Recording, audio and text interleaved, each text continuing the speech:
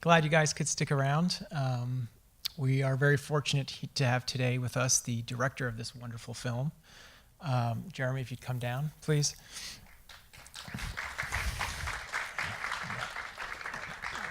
Center here. It's great.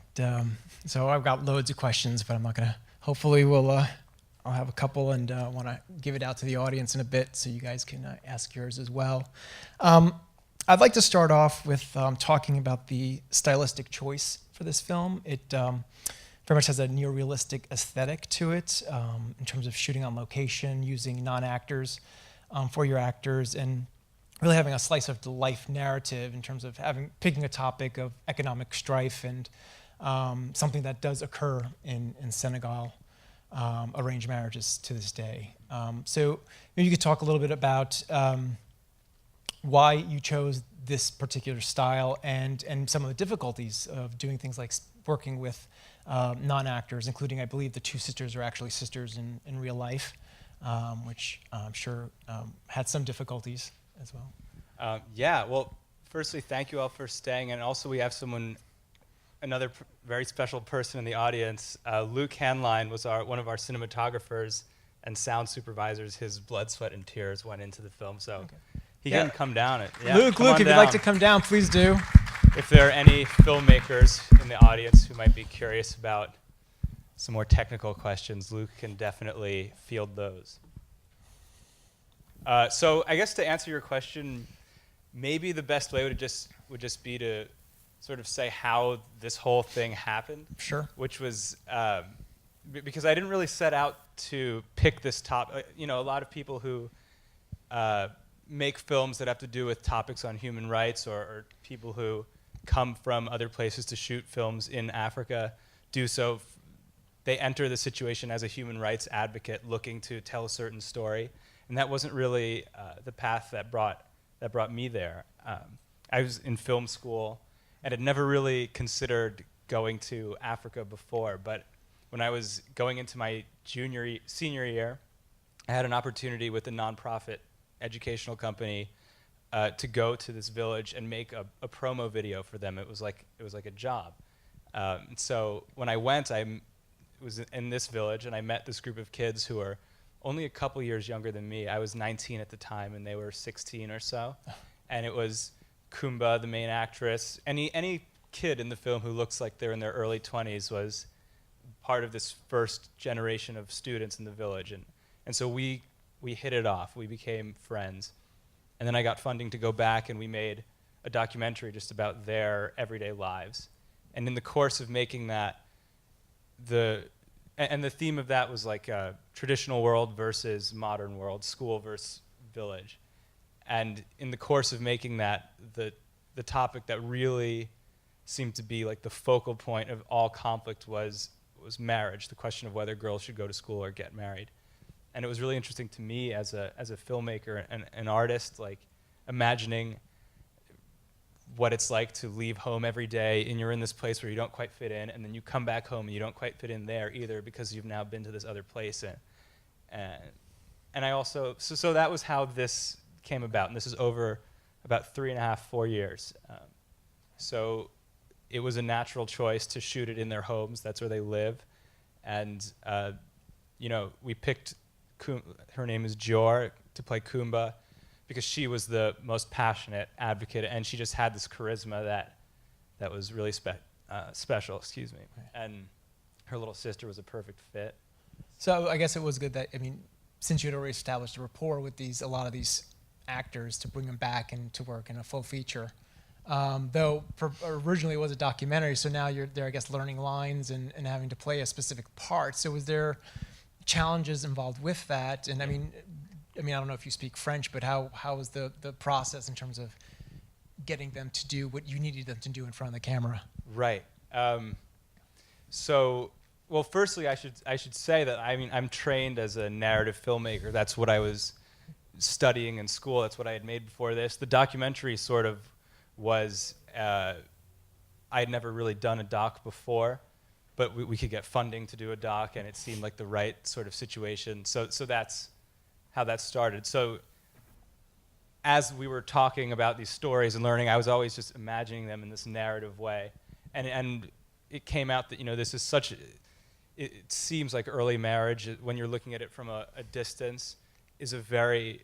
You're like, how could anyone possibly do this? But really, you see that it's not so black and white. It's not such an easy thing to change. So I thought narrative would be the best tool for that. And so we improvised most of the dialogue. Oh, okay. Basically, we had like about a 50-page script with each scene, the key moments of each scene, and then they would that we developed together. And really, we talked through the whole story as a team and would often make changes, on the fly, minutes before shooting scenes. We didn't really rehearse. We started to rehearse, but then we realized, like, the way to approach shooting this was almost more documentary-like. We shot with 2 cameras. Like, Luke would be on one camera, and Chris, our other DP, would be on the other. And, yeah. On the topic of narrative and documentary, do you have any specific influences that you would note on your shooting style? Either of you, actually, because it might apply. I just really admire a lot of the shots in the movie, and it just really makes it flow so nicely. Like when you cut to hands or feet or things moving, and while the dialogue's still going. Yeah, like I think. It's sort of like a mix of like a somewhat more set up kind of feature style. Like we had like a little slider, like we had all kinds of things like that. And I think the focus was always on like staying true to it feeling real and like having a free flowing kind of movement, but at the same time being cinematic. I don't know that I had like that. Chris and I even really talked about specific, people's work in like that. But we were kind of like just established the look as something that can be seen as more cinematic, but also you still like feel like you're there. And that's like a lot of the handheld stuff, like I think comes from that. A lot of like the lock off wide, like pretty stuff was just kind of, we usually used it as an establisher or just like a kind of a way to introduce you to the elements that were there. I mean, like honestly, there's so much that's there, you know what I mean? Like you go over there and it's not like, you kind of don't like put a specific thing on it. You just go there and it's pretty and like you see something that's beautiful and you just kind of film it the way that it's meant to be filmed. It's kind of how I approach it, at least. A lot of it was how can we best film this to capture the reality of the performances and of the place. So I knew we wanted like close to feel the texture of certain things, and then also wide. And a lot of it sometimes really mixes these ultra close shots with these wide shots to just try to.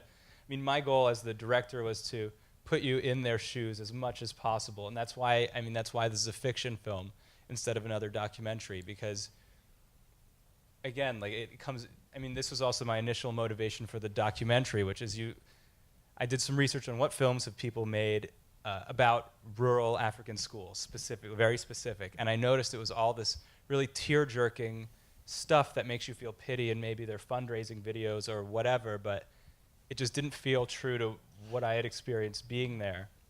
So my driving goal throughout everything was to just be as transparent as possible, and truthful as possible. Yeah, and it definitely comes through. You have some just great shots of people doing everyday things, which just sort of sets the tone of, this is life in Senegal, as opposed to sort of forcing a narrative into place. Mm-hmm. And they're assuming a lot of that came out of the improvisational work with the actors. Was it difficult? This is probably more for your cameraman than you, but was it difficult shooting on location? I know Africa, Senegal, with the amount of sunlight it gets and the intensity sometimes. Yeah, it was like physically difficult. Yes, absolutely. Like, we were exhausted every day and, all that stuff. But like I was saying, in the first question, like, I don't know, it's really pretty out there and there's like a lot to shoot. So like as a cinematographer, you're like, oh, awesome. Like everywhere I look and like point my camera, I can find something pretty cool. So there was like whole days where I'd like, they would be working on something and I'd go out and like just shoot in the city and just find things like that. And so, yeah, I suppose like what really is cool about the film, that at least that I thought, is that like technology had progressed to a level where we could make something with this kind of like, with this level of I don't know, the look and like all that stuff, and still have it do it on like, you know, the budget that we had for the feature, and do it in a way that was like not not too crazy. Like the fact that we shot on like DSLRs, the fact that we did it like that, like you couldn't take like, you know, two of the like enough Reds or like an Alexa or something out there. Like you'd have to have more crew. We had 3 Americans out there. You know what I mean? Like Wow. We had 3 people who have actually worked on films before, and then we trained a lot of the like students who didn't really want to act would do behind the scenes stuff. Oh, that's great. But So you got a lot of just overall involvement from the villagers. Oh yeah, I mean Yeah. it was they were the engine. Like this wasn't me swooping in and deciding to make this film. I mean this was an extremely personal and intimate story for them to be sharing.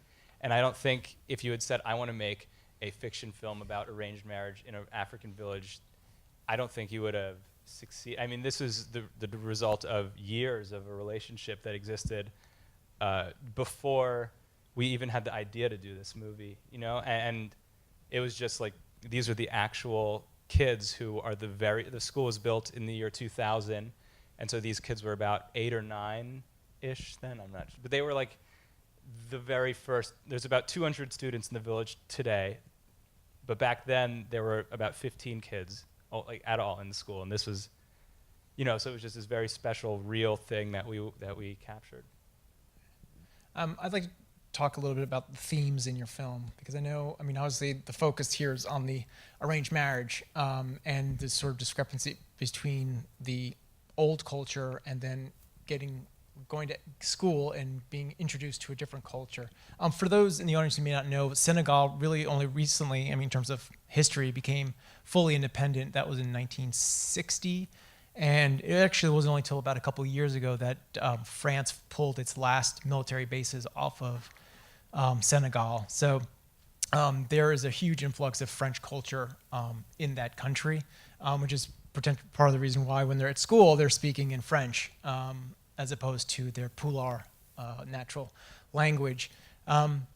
So this, you know, your film does a wonderful job of sort of overlapping themes, because you have this arranged marriage and old culture, new culture, but you also have this difference in generations where you have the parents and their daughters. And there's this wonderful line, which I love from the film, where the mother, who has been very quiet through a lot of the film, even though you can see that there is pain behind those eyes about, you know, having to give away her youngest, where she tells Kumba,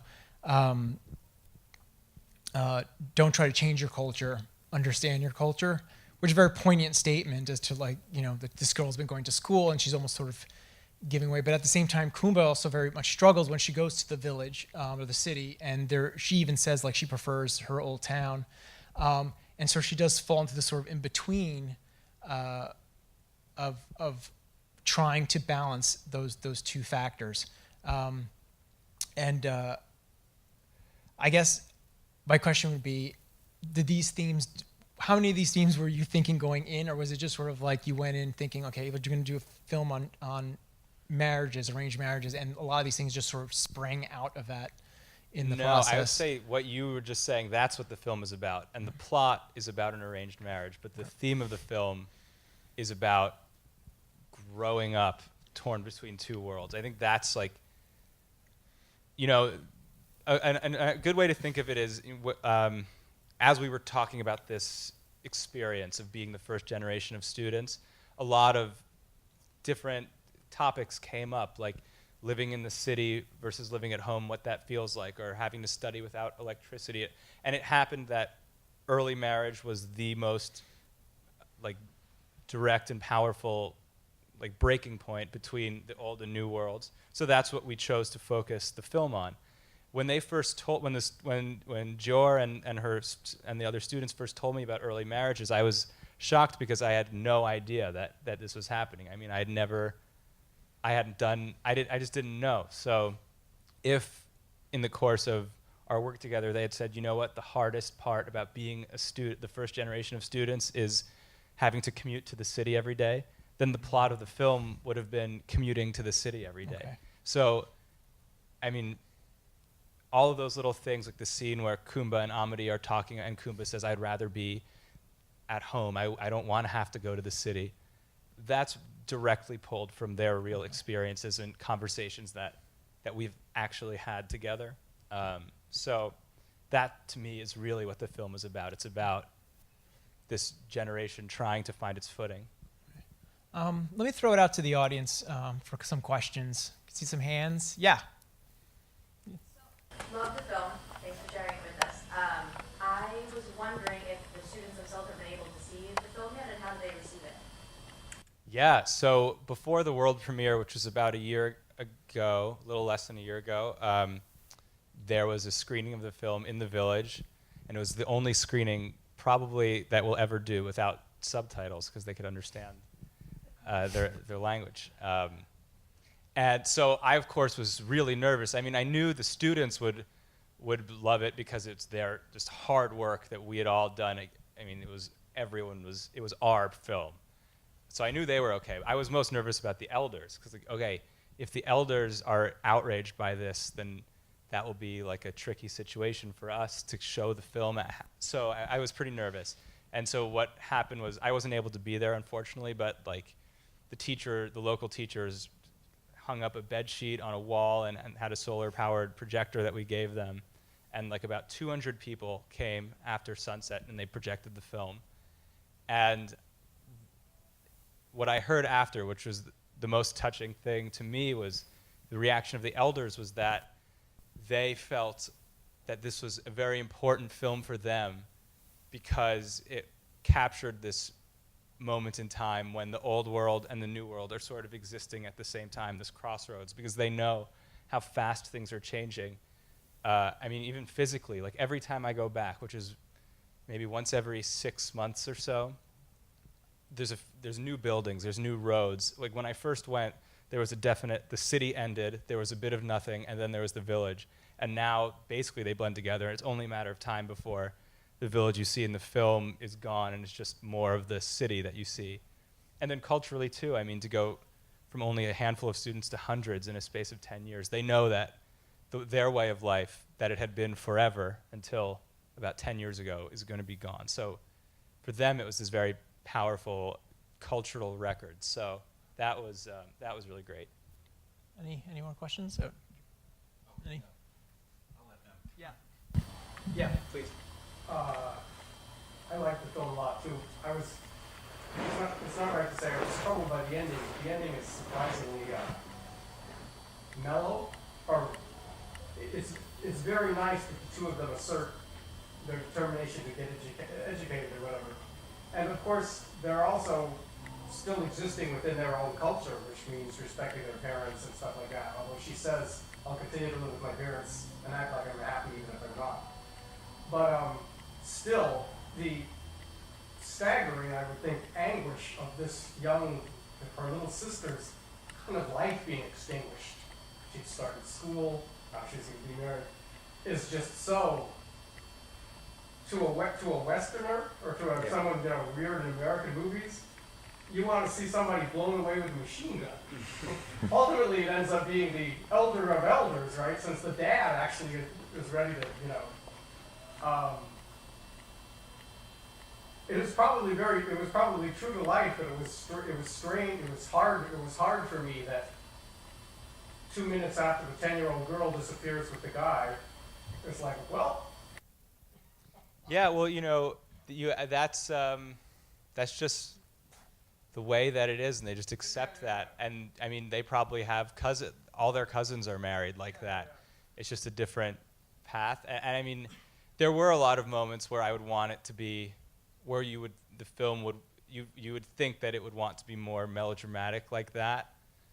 But that's just not really what I was seeing. Well, of course, the girl could jump out of the tree at the end and killed herself. Right. Yeah. I mean, that was definitely out there. I don't think that Debo ever was going to do that. I think she was. But that's up for your own interpretation. But yeah, I mean, there were definite times when one might think, let's make this more dramatic. Let's crank it up a little bit. But that's just not. For instance, even the performing, it's not really.